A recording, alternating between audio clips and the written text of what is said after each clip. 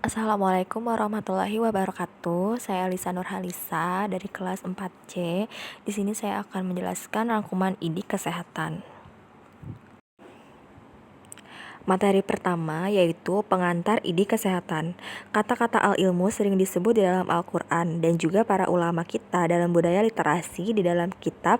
Mereka juga ditulis bab-bab secara khusus tentang keutamaan ilmu ini.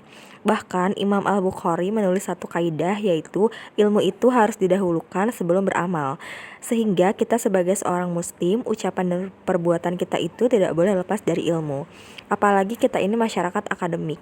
Tingkah laku kita, pedoman hidup kita, pendapat kita, wawasan kita itu harus berdasarkan ilmu. Jangan berpikir berdasarkan kebodohan. Ilmu itu intinya ada dua. Yang pertama disebut ilmu itu kalau berdasarkan penelitian yang akurat. Yang kedua, berpikir secara ilmu adalah berdasarkan wahyu supaya kita tidak terjebak dalam masalah hal gaib. Materi kedua, model islamisasi kesehatan. Ada dua istilah yang digunakan Islam untuk menunjuk kepada kesehatan, yaitu istilah sihah dan afiah. Sihah bersifat fisik biologis, sementara makna afiah merupakan kesehatan bersifat mental psikologis.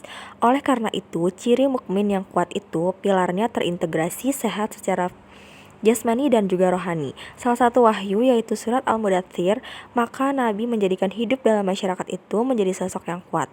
Dan disitulah Allah membekali oleh wahyu ini satu pesan penting, yaitu Allah mengingatkan kepada Rasul untuk menjadi mukmin yang kuat. Dan juga sucikan penampilan dan fisik itu merupakan pilar kesehatan fisik, dan juga sucikan dari perbuatan dosa. Ini merupakan pilar dari kesehatan mental. Kesejahteraan manusia itu ditentukan dari jasmani dan rohaninya. Islam memerintahkan umatnya untuk hidup bersih, karena kebersihan merupakan langkah awal untuk memperoleh kesehatan. Contoh ayat yang menjelaskan tentang hidup bersih adalah surat Al-Mudaththir ayat 74, yang artinya, dan bersihkanlah pakaianmu dan tinggalkan segala macam kotoran. Materi ketiga, manusia sehat dalam perspektif Islam. Dalam perspektif Islam, manusia disebut sehat kalau jasadnya sehat-sehat dan rohaninya sehat. Demikian juga ketika Islam melihat gangguan yang terjadi pada manusia, yaitu adanya penyakit badan dan penyakit hati. Terdapat dalam surat Al-Baqarah ayat 10. Kalau manusia itu punya penyakit kejiwaan atau penyakit hati, kalau tidak diobati, bisa semakin parah. Karena ada hukum jiwa. Jiwa yang sehat itu senantiasa mengikuti bimbingan dari syariat. Jiwa atau hati yang sakit itu disebabkan oleh jiwanya yang bermasalah.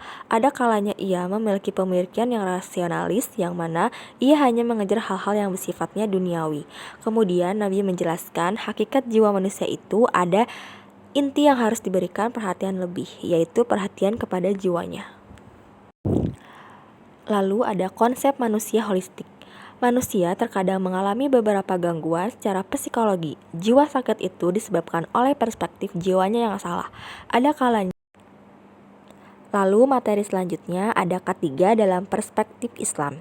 Keselamatan dan kesehatan kerja yaitu sebuah upaya untuk mencegah pekerja tidak mengalami kecelakaan di tempat kerja, baik secara hidrostatis maupun secara mental. Biasanya gangguan diakibatkan oleh bahan kimia, fisika, dan biologi. Macam-macam gangguan pada kerja disebabkan oleh makanan, fasilitas, partikel, udara, ataupun kebisingan. Dalam perspektif Islam yang perlu dilindungi ada 5, yaitu menjaga agama, menjaga nyawanya, menjaga akalnya seperti mental, menjaga keturunan, dan keselamatan harta. Promotif, kuratif, preventif, dan rehabilitatif perspektif Islam. Upaya pencegahan itu didahulukan daripada upaya untuk mendatangkan manfaat. Jadi, upaya pencegahan lebih didahulukan daripada pengobatan itu sendiri. Karena pencegahan lebih efektif dari pengobatan. Kita mencegah sesuatu itu justru manfaatnya lebih besar, sehingga hal-hal yang menyebabkan penyakit dengan upaya pencegahan itu, maka bahaya tidak akan sampai pada diri kita. Upaya pencegahan didahulukan daripada upaya untuk mendatangkan manfaat atau pengobatan.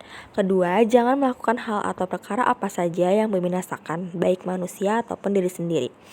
3. Jangan melakukan kerusakan setelah Allah memperbaikinya, kerusakan fisik dan metafisik. 4. Jangan berbuat sesuatu yang membahayakan diri kita maupun orang lain. Kesehatan nutrisi dalam Islam. Allah sering mengulang-ulang tentang pentingnya mengkonsumsi gizi yang baik dan dengan cara yang baik. Gizinya sehat, halal dan caranya juga sehat. Surat Al-Baqarah ayat 168 dan A'raf ayat 31. Secara tegas sebaiknya kita makan dan minum tidak boleh berlebihan karena Allah tidak suka dan itu tidak ridho dengan pola makan yang berlebihan. Bisa jadi makanan yang dimakan tercukupi dan halal. Tetapi kalau caranya salah, ini bermasalah untuk kesehatan kita. Dalam perspektif Islam, harus mengandung gizi dan harus halal.